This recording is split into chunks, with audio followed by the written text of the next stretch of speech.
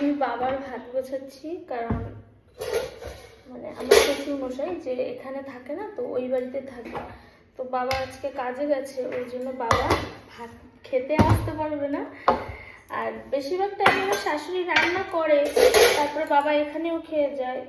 আবার কখনো আমি তরকারিও পাঠিয়ে দিই। তা আজকে ফোন করেছিল, বাবা বললো যে খেতে আসতে পারবে না, কাজে গেছে, তার জন্য আমি টিফিন গুছাচ্ছি, পাঠিয়ে দেবো বাবাকে।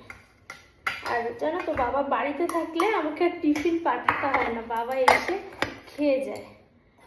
আর কাজে গেলে তখন হচ্ছে খাবার আমি পাঠিয়ে দিই। বাবা কাজ থেকে এখান থেকে এতটা দূর তো আবার হেঁটে আসতে পারে না, ওর জন্য বাবা পাঠিয়ে দিলে ওখান থেকে খেয়ে চলে যায়।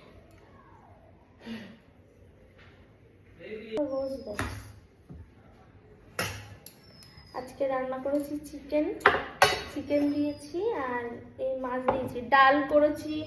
আর অত কিছু দিলে বাবা খেতে চায় না, ওর জন্য এইটুকু।